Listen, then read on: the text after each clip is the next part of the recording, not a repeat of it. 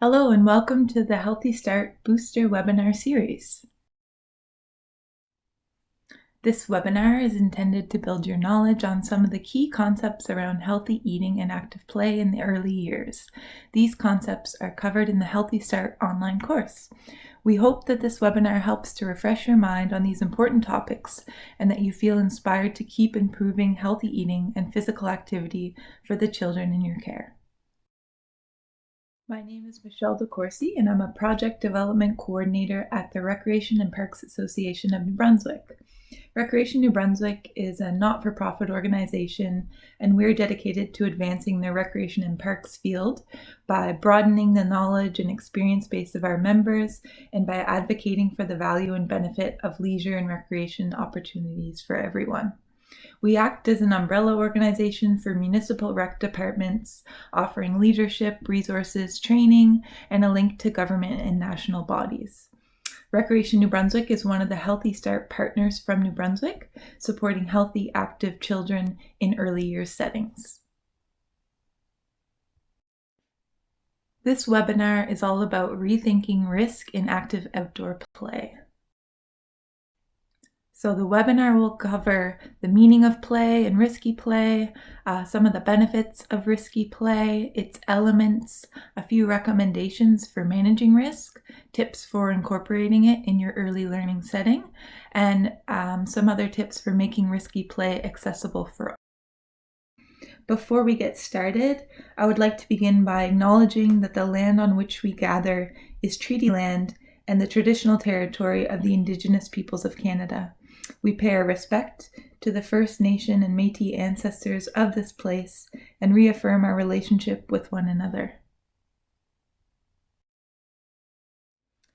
In my role at Recreation New Brunswick, I'm project lead for MBPlays. So MBPlays is a New Brunswick-led initiative developed by Recreation New Brunswick and its partners. The initiative supports leaders and strengthens capacity for recreation programming that fosters health and wellness. Our goal is to enhance recreation programming by supporting those who lead it through resources, knowledge exchange, and training opportunities. We believe that early childhood educators and recreation leaders have a unique opportunity to provide children with support, encouragement, and guidance, and the flexibility to teach valuable lifelong lessons. MBPlays includes a framework for quality holistic programming that promotes physical, mental, emotional, social, and spiritual wellness. It features positive mental health, physical activity, healthy eating, learning experiences, outdoor adventures, and community connections as key elements of overall well-being. Since the project began in about 2014, we've developed resources for after school, preschool, older adults, and outdoor play and learning. So as this is a presentation about active outdoor play, I'd like to quickly introduce our outdoor play and learning resource. MBPlays Outside is designed for frontline leaders of children and youth, and it provides background information, benefits, best practices, success stories, and ideas for incorporating outdoor play and learning into a holistic program framework. MBPlays Outside encourages leaders and educators to take their groups outside by highlighting its sweeping benefits for children and youth. These include things like more steps and increased fitness levels, reduced stress, improved academic performance, mitigated symptoms of ADHD and ADD, just to name a few. These benefits and more make the outdoors an ideal setting for play and learning, which often go hand in hand. All of our resources are available online at www.mbplays.ca, so please feel free to check them out. Play is often defined as what children and young people do when they follow their own ideas and interests in their own way and for their own reasons. In other words, play is freely chosen, meaning that children themselves choose when, how, and what to play. As such, it's not part of a set program and doesn't have any steps that need to be completed. It's personally directed, meaning that children themselves decide the rules and roles they take within their play. Finally, play is intrinsically motivated, meaning that play is undertaken for its own sake and not performed for any reward or certificate or status. During free play, children naturally take initiative, make up their own activities, and create stories about the world around them. The most creative play often takes place outside of direct adult supervision. This type of play can take place in many different environments, including the outdoors, which has boundless opportunities for exploration and creation with its natural curiosities and movable parts like sticks, dirt, leaves, and rocks. Outdoor or nature play allows children to rely on their senses to understand the world around them. It sets the stage for risk-taking, challenge, inquiry, discovery, and interaction, all essential for healthy child development. A kind of play that most often takes place during outdoor and free play, and brings us to the nitty-gritty of this presentation, is risky play. Risky play is defined as thrilling and challenging forms of play that involve a risk of physical injury. It allows children the freedom to decide how high to climb, where to explore, how dirty to get, and how fast to run. It provides opportunities for children to encounter or create uncertainty, unpredictability, and potential hazards. Risky play often provides children with exhilarating positive emotion and exposes them to situations that they may have previously feared. As children's coping skills improve, these situations can be mastered and then no longer feared. All children seek different amounts of risk in their play. Children differ in the level of risk and thrill they feel comfortable with. Still, most children are continuously testing themselves and their environment on their own level of competence and acceptable risk. This is children's way of getting to know their world and finding out what's safe and what's not. Even very young children need to take risks. These in turn lead to new learning experiences such as walking, running, climbing, or riding a bike. Each of these activities involves some risk, but they're necessary for the development of children, and risky play is not different.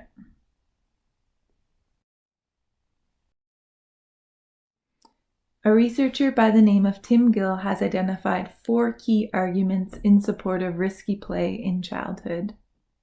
First, learning how to manage risks and understand safety and consequences is a benefit of risky play. Also, risky play satisfies children's innate need for risk with reasonable risks. Insufficient challenge can easily lead to boredom and potentially promote inappropriate equipment use or other excessive risk-taking, even later in life. Overcoming obstacles builds resilience, self-reliance, self-confidence, and coping skills in children. Risky play also promotes holistic and healthy development. Movements associated with risky play, like swinging, climbing, rolling, hanging, and sliding, are not only super fun for children, but also essential for their motor skills, balance, coordination, and body awareness. Children who don't engage in these movements are more likely to be clumsy, feel uncomfortable in their own body, have poor balance, and a fear of movement. Risky play is also associated with decreased sedentary activity and increased physical activity, as well as improved social and mental health. Engagement with the natural environment and natural elements is another benefit of risky play. In a world where climate change will be a real issue within their lifetime, it's important for children to connect with their environment at every level as often as possible. Finally, and maybe most importantly, risky play is just fun. So if we'd like to provide children with the opportunity to reap these benefits through risky play, we first need to understand what it looks like in the park or on the playground. There are 6 elements of risky play as defined by Ellen Sandsetter. The first is great heights. So maybe this is play that involves climbing, jumping off surfaces like big rocks or play equipment, balancing on high objects, hanging or swinging. The second element is high speed. This could be swinging on a swing set back and forth, sliding down a sliding hill like in the picture, biking really fast, skating on a rink or a pond, or skiing down a steep hill. The third element is dangerous tools. So this could be children cutting with knives or using saws or axes, having them dig with shovels or spears. And these are all, I like to say, useful tools and only potentially dangerous if they're not introduced correctly. The fourth element is dangerous elements. Again, potentially dangerous elements. So this could look like children playing near fire or on steep terrain, near deep or cold water, and other natural elements. Rough and tumble, this looks like wrestling or sword or stick fighting and other things like that. And finally, the opportunity to disappear or get lost. So this doesn't mean actual disappearance, obviously, but from a child's perspective, can they find a little alone time? Can they go exploring on their own or play in unfamiliar environments?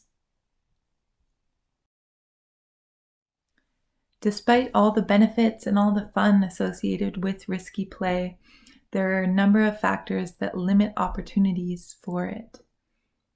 First, our safety-obsessed society and legislation and tendency to focus on safety, sometimes at the expense of health and well-being. So in the last number of years, there have been an increasing number of discussions about children's safety in play environments, and as a result, risk-taking during play has become increasingly regulated, managed, controlled, and even removed altogether in some cases. And we've seen this with the banning of sliding in some municipalities, other playground rules and regulations as well. To what extent we should regulate risk in children's play is an ongoing debate from everyone, from politicians to parents and others working with childcare. It's sometimes assumed that by removing risks, children will be able to play in a safer environment. So this approach fails to acknowledge risk-taking as a positive feature of children's play and learning. And according to Ellen Sandsetter, who identified those elements of risky play, our safety-obsessed society will result in children whom are less physically fit, have little control over motor skills, and are less able to manage risk. Social and environmental factors are also impacting children's opportunities for outdoor risky play. Today's children, especially in our part of the world, spend far more time watching TV or playing on the computer and sitting indoors than they do being physically active outside. Some researchers argue that traditional and local parks and playgrounds, the one you probably see in your neighborhood, that they don't offer enough risky play opportunities for children, that they don't have the movable parts or the risky elements that will draw children to them. Parental and caregiver concerns are another factor that limit opportunities for risky play. Due to higher regulations and increasing concerns about children's safety, early childhood educators believe it's difficult to find the right balance between allowing children to encounter risks and challenges in the playground while at the same time preventing injuries. Concerns over injury and worry about getting the blame for accidents have an impact on early childhood educators' ability to provide worthwhile experiences through risky play. And it's found that often it's the adults or the risk to adults, and these risks include things like blame, loss of reputation, liability, and things like that. And these are the things that all too often cloud their judgments when it comes to allowing children to take risks and reap the benefits from that. Parents are also concerned about traffic, the perceived threat or the threat of kidnapping, and other dangers, and this causes them not to want their children to ride bikes in their neighborhood or play outdoor games or even explore wooded areas. Instead, children are limited to playing in their own backyards or maybe their local parks if they're lucky. Thankfully, recently, there's been some new voices that have argued that this exaggerated focus on safety is problematic, and because of our eagerness to protect our children and avoid serious injuries, we're restricting children from experiences and stimulus that is important for their normal, overall, and healthy development.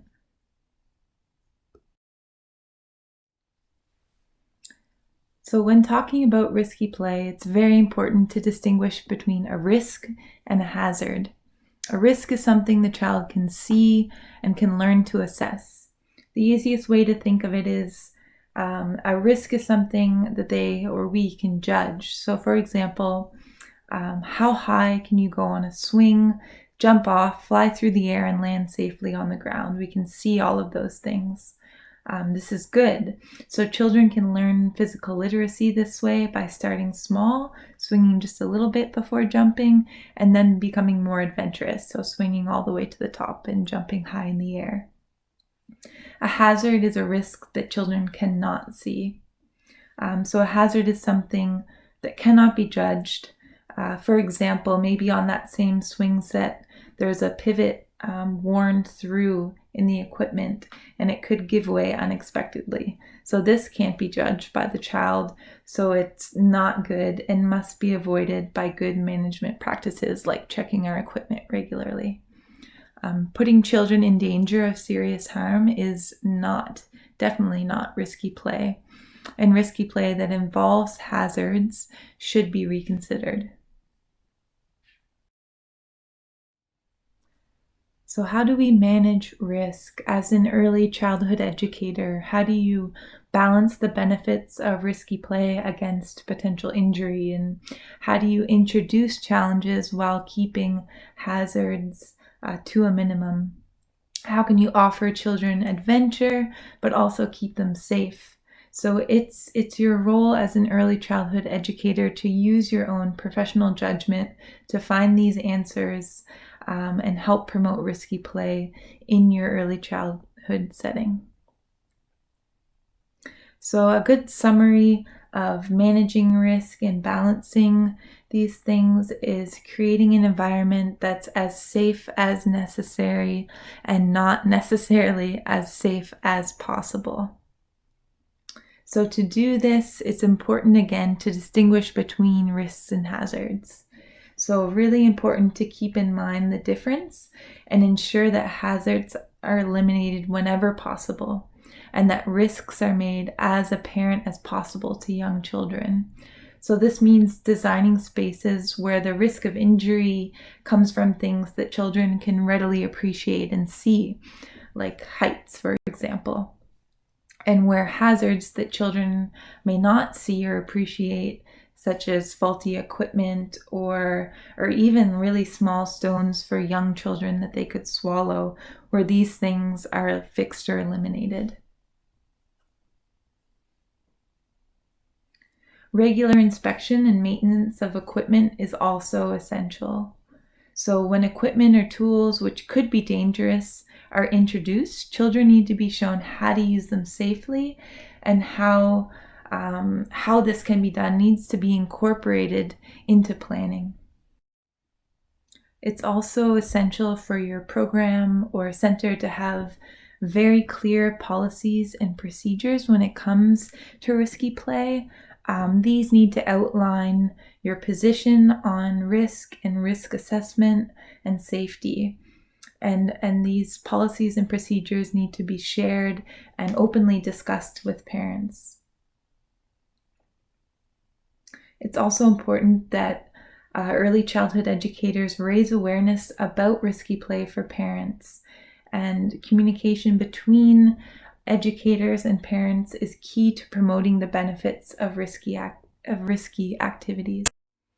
Educators and leaders can explain how the children in their care are learning and developing through the activities that they're involved in. So for instance, discussing how well a child can balance now compared to a few weeks ago after walking on logs or some activity like that, or how strong the child's legs are becoming because of all the great climbing that they're doing.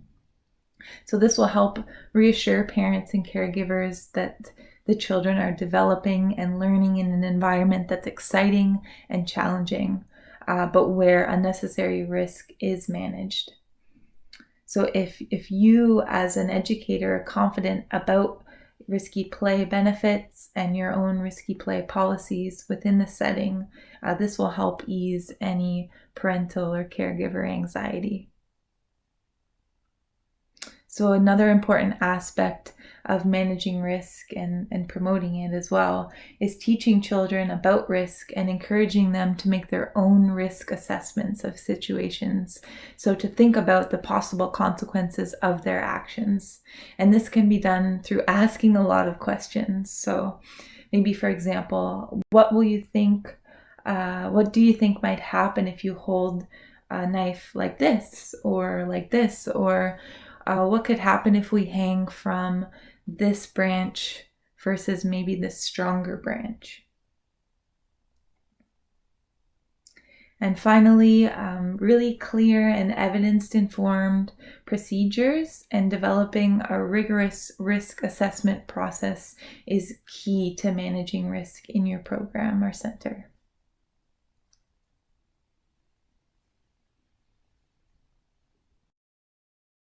So I have an example or a sample of a risk-benefit assessment.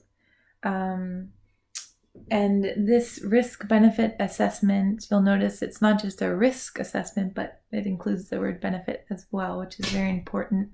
And that means that as an early childhood educator, you're weighing the duty to protect the child from avoidable and serious harm against the duty to provide them with stimulating, adventurous play opportunities. So allowing children to take risks while protecting them from serious harm. So I think this sums up that the goal as an educator should be to help children learn to cope with everyday challenges that they will inevitably be presented with as they grow older. So in this sample, you'll notice it's not too complicated. It includes some key information, your location and the activity that you'd like to proceed with, the date, who's completing the assessment, so the assessor, and then it moves on to your overall risk rating. So will it be low, medium, or high? And this is based on your judgment about whether the benefits of the activity or opportunity outweigh the risks. So there's a space to list the activity and then list the benefits that could arise from this activity. After that, we can identify possible hazards and who is at risk of encountering these hazards, and then the precautions you can use to reduce the risk of injuries from these hazards. And then kind of based on all that information, you would then rate the activity as a low risk activity, a medium or moderate risk activity, or a high risk activity.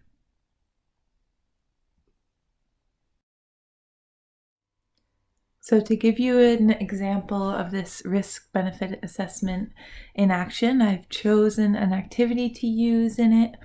I've chosen something pretty simple, hiking on a trail across the park. So this could be something you wanted to do with the children or youth in your program or in your early learning center. So if you are to hike across the park on a trail, how will the young people benefit from this activity? So you need to brainstorm all the different benefits that could come from this. And I just have some examples here, like physical activity. They're going to be walking, they're going to be moving, maybe they'll be sweating. They'll have access to another side of the park and possible new learning and development opportunities. So maybe they'll get to go somewhere they've never been before and see something new. They'll also gain some experience following a map to get from point A to point B. So then we need to look at the possible hazards. So what could be hiding on that trail, or could be something that children might not readily appreciate that could serve as a hazard to them. So, for example, it could be a branch poking out on the trail at eye level that may be looking to scratch someone in the eye or poke them. There could be wildlife or dogs on a trail if you're in a place where dogs roam around on trails. And there could be other possible hazards. So it's your job to think of all the possible situations.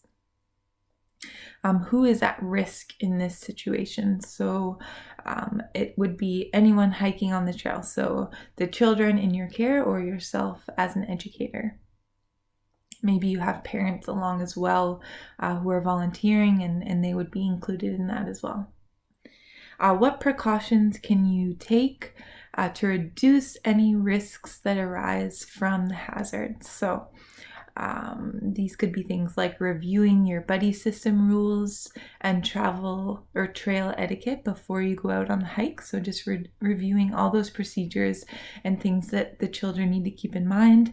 Traveling in one big group and making sure nobody gets left behind or could encounter one of those branches on their own. Using loppers or another tool to trim any hazardous branches, and then also clearing debris from the trail before that hike is taking. So just making sure everything is clear of hazards.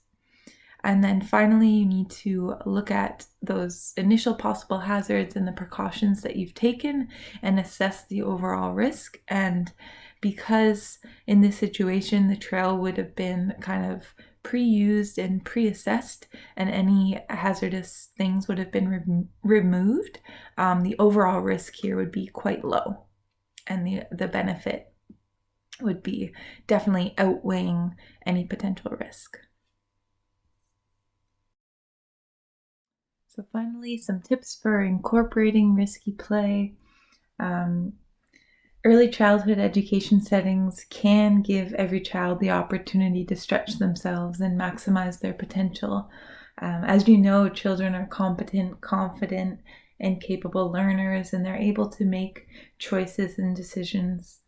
Early years providers can and should offer children the opportunities and experiences to learn about risk in an environment that's designed for that purpose. So how can we do that and help children become capable of dealing with the hazards and risks that they'll encounter in the wider world and as they start school? So raising awareness is absolutely essential. Can you talk about the benefits and ideas around risky play included in this webinar and beyond? Knowledge is power for the children in your program, as well as their parents or caregivers and the other educators around you. If you yourself don't feel confident raising the awareness or speaking to these topics, feel free to invite a local expert to your center, and maybe they can speak to the parents or caregivers in your program and to the other educators that you work with. You can start planning for more adventurous play by undertaking an audit of what you do outside or at your program already. So write down all the outdoor opportunities that occur in a whole week for all ages in your setting. And then from there, you can look to enhance these experiences that you already have. So what risky and adventurous activities do you offer your children now? Are there different levels, different heights for them to climb perhaps? Are there different surfaces to explore? Maybe you're not taking advantage of all the surfaces you have now. Are there opportunities for the children in your program to get their hands dirty? So consider how you can enrich what you already do and make it more exciting and more open to children's experimentation. In some settings with outdoor spaces, the challenge can be to review and rethink and to think about ways to increase the opportunities for challenge rather than minimize them. So maybe think about a concrete square. Maybe that's all the play space that you have. It has few visible risks, and yet children still fall, still push each other over, and accidents still happen. So It may be that some of the accidents are a result of boredom and maybe the limitations of that space and a direct correlation with the sterile safety that's being offered there.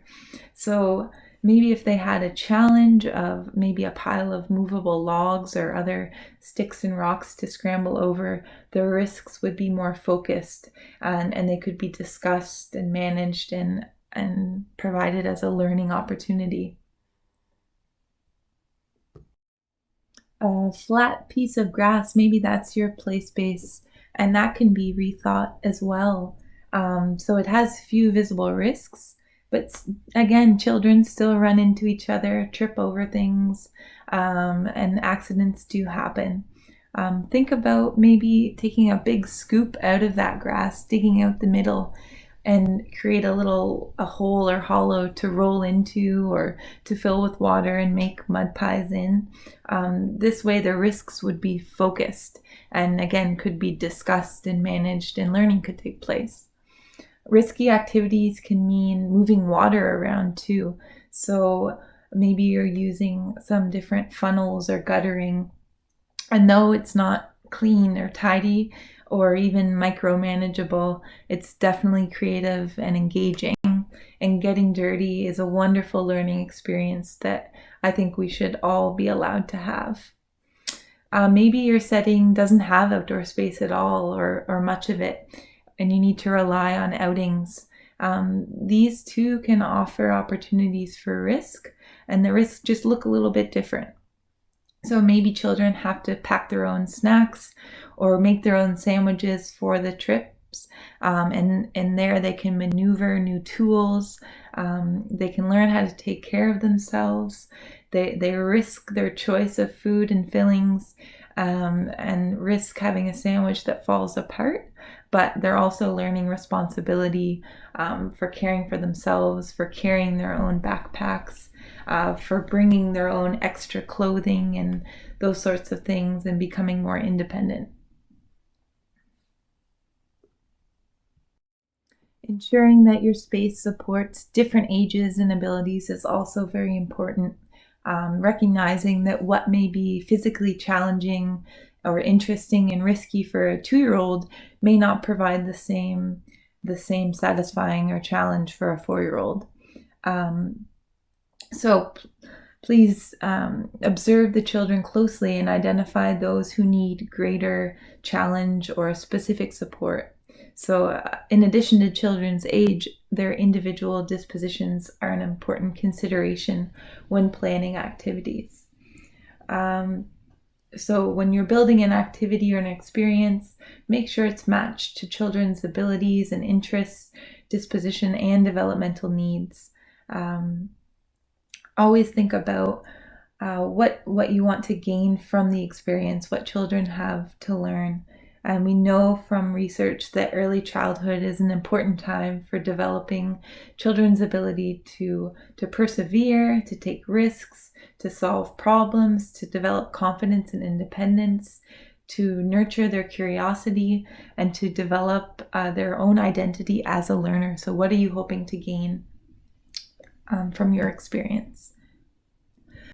Defining areas with boundaries is also a good idea. So for instance, using bushes, tires, or logs to create separate areas for different sorts of activities like ball games, rough and tumble play, quiet play, and maybe an area for less mobile children.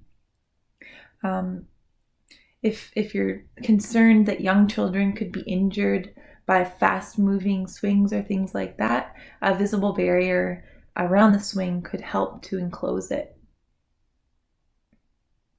This means that the children wishing to engage in the risky activity of swinging really high and fast can still do so, while the likelihood of injury for other children is reduced. Finally, having a positive attitude towards accidents is vital. Accidents can and always will happen, and educators should recognize this and learn to deal with it. So having a positive attitude towards accidents can be done by talking about what happened and discussing alternatives rather than banning equipment or activity that resulted in an accident. It's important to remember that risky play may not come naturally to all children. Children who are withdrawn or isolated, children with different first languages, children who have speech delays, and children with sensory or physical impairments might need additional support or encouragement when it comes to such activities. Early childhood educators can observe and assess children during free play to judge which of them, if any, need additional support with risky activities.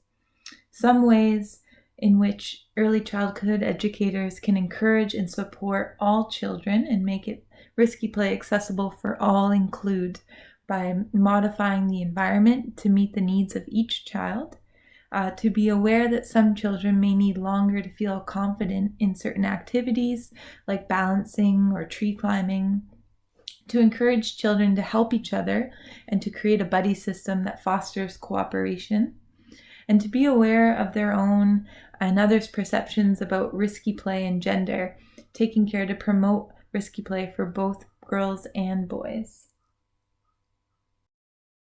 Research suggests that risk-taking is perceived differently depending on if the child is a boy or a girl. The research on parental reactions to sons versus daughters' risky play and behavior found that when daughters engaged in risky behavior, parents tended to focus on safety and education about risks, whereas when sons behaved in the same way, the parents focused on discipline rather than safety. In another study, the girls were more wary of engaging in risky activities that might be beyond their skill level, whereas the boys felt that they were able to attempt all the activities and that none of them presented a challenge. This suggests that girls feel less confident engaging in risky play, and a reason for this could be due to the reaction of others. This research suggests that early childhood educators should be aware of their own and others' perception about risky play and gender, taking care to promote risky play to both boys and girls and allow both genders to have equal access to risky activities. I hope you've enjoyed this webinar, and I'd like to leave you with some resources for risky play. There's all kinds of information out there, and I hope you can look and find more and promote risky play in your early childhood setting and with all the children and youth that you work with.